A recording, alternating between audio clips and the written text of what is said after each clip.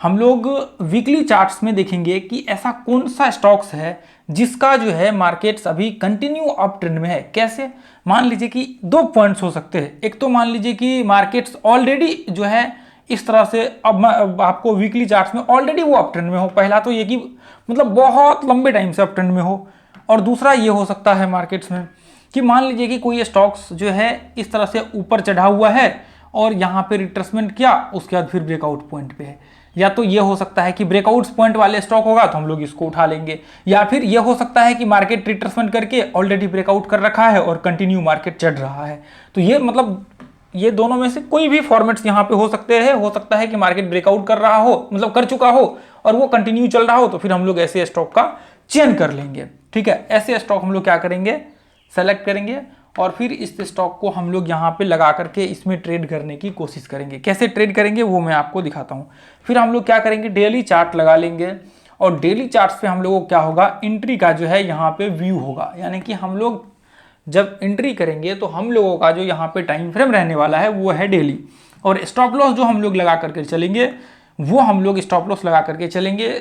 आपको उसके बाद देखिए, एक मिनट, स्टॉप लॉस का मैं थोड़ा सा डिस्कशन करता हूं, लेकिन हम लोग यहाँ पे जो आपका टारगेट्स होगा वो आपका ट्रेलिंग एसएल के साथ जो है हम लोग यहाँ पे इस्तेमाल करेंगे टारगेट्स को। ठीक है, ट्रेलिंग एसएल के साथ हम लोग टारगेट्स को इस्तेमाल करेंगे, और टारगेट जो आपका यहाँ पे रहने वाला है वो ट्रेल करते हुए हम लोग चलेंगे। जहां तक मार्केट आगे ले जाएगा वहां तक हम लोग चलते चलेंगे, क्योंकि एक बार वीकली चार्ट्स का ब्रेकआउट्स हो गया तो इसका मतलब ये काफी जो है मार्केट्स आपको डेली चार्ट्स में बहुत बड़े, मान लीजिए कि एक दो वीक के भी कैंडल्स वहां पे बनते हैं तो आपको बहुत बड़े टारगेट्स आपके वहां पे आ जाएगा। हम लोग देखिए स्टॉप लॉस का भी मैं वहां पे दिखाता हूं, वहां पे चार्ट्स पे, फिर आपको समझ आएगा। अब देखिए, जैसे मान लीजिए कि डेली चार्ट्स हमने लगाया, तो डेली चार्ट्स में क्या होता है आपका देखेंगे यहाँ पे, जब मान लीजिए कि ये कंटिन्यू यहाँ पे चढ़ा, अब जब नीचे गिरने की बारी आती है तो कई बार क्या होता है वो इस तरह से मार्केट रिट्रेसमेंट करने लगता है। तो आपको क्या करना है, आपको देख लेना है ये जो हाई होता है इस हाई को आपको मार्क कर लेना है। इस हिसाब से या तो आप लोग इस तरह से ट्रेंड, एक डाउन ट्रेंड मार सकते हैं, और जब भी मार्केट इस ट्रेंड के आसपास आएगा यहाँ से, और जैसे ही मार्केट ट्रेंड के आसपास आएगा उसके बाद जैसे ही इस ये जो लास्ट का जो हाई होगा उसको ब्रेकआउट करेगा एक बुलिश कैंडलस्टिक्स के साथ, बुलिश कैंडलस्टिक्स के साथ ब्रेकआउट करेगा, हम लोग यहाँ से ट्रेड एग्जीक्यूट कर सकते हैं, एंट्री यहाँ पे कर सकते हैं, और फिर यहाँ पे जो है आपका यहाँ पे ये ब्रेकआउट्स के बाद एक बुलिश कैंडलस्टिक्स बननी चाहिए, एक अच्छा सा कैंडलस्टिक्स बनना चाहिए, ताकि लगे कि एवरेज कैंडल जो यहाँ पे गिर रहे हैं इनके एवरेज, इनके मुकाबले में बड़े कैंडलस्टिक्स होने चाहिए, ताकि आपको लगे कि एक कैंडलस्टिक्स है, उसके बाद हम लोग ट्रेड कर सकते हैं। बहुत अच्छा, मतलब एक आपको समझ में आ जाना चाहिए वहाँ की ब्रेकआउट्स हो रखा है, पॉसिबल है कि मार्केट यहाँ ऊपर कंटिन्यू कर सकता है, तो आप यहाँ पे एंट्री कर सकते हैं। और फिर स्टॉप लॉस जस्ट रिट्रेसमेंट के नीचे हम लोग लगा करके चलेंगे, या फिर आपका यदि कैंडलस्टिक्स मान लीजिए कि 4% 5% का यहाँ पे बन जाता है, 4% 5% का एक कैंडलस्टिक्स, तो फिर उसके जस्ट नीचे लगा देंगे हम लोग स्टॉप लॉस, क्योंकि यहाँ पे ब्रेकआउट हो रखा है तो इसका मतलब हो सकता है मार्केट जो है ऊपर जा सकता है। तो आप यहाँ पे इसको सेलेक्ट कर सकते हैं।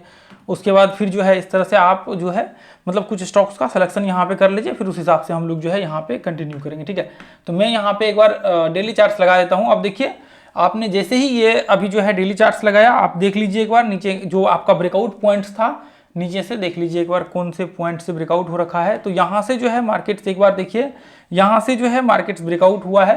तो मैं एक बार यहाँ से एक बार टेस्ट करके आप लोगों को दिखा देता हूँ, क्योंकि एक बार पीछे से देखेंगे तभी आपको आइडिया लगेगा कि क्या सीन यहाँ पे क्रिएट होने वाला है, नहीं तो फिर आपको पता नहीं लगेगा। ठीक है, ये देखिए अभी हम लोग क्या करेंगे, यहाँ से मान के चलिए कि यहाँ से ये ब्रेकआउट पॉइंट है, तो मैं यहाँ से ये इसी पॉइंट से ले लेता हूँ। अब यहाँ से हम लोग क्या करेंगे, इस तरह से हम जो है ट्रेंड यहाँ पे डाल देंगे। ठीक है, हमने इस तरह से यहाँ पे ट्रेंड डाल दिया। अब मान लीजिए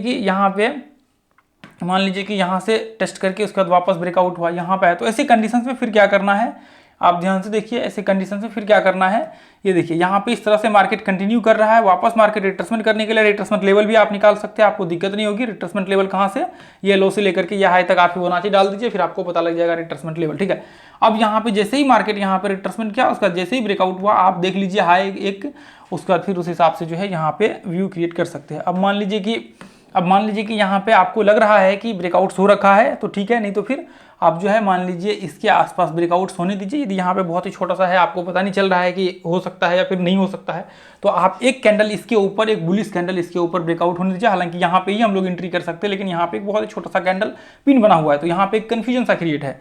तो ऐसे कंडीशन में आप इंतजार करिए, इसके ब्रेकआउट्स हुआ यहाँ पे देखिए एक कैंडल स्टिक्स के साथ यहाँ पे, अच्छा उसके बाद आप यहाँ पे एंट्री कर सकते हैं। स्टॉप लॉस आप कैंडल स्टिक्स के जस्ट नीचे लगा सकते हैं या फिर आप रिट्रेसमेंट के नीचे लगा सकते हैं।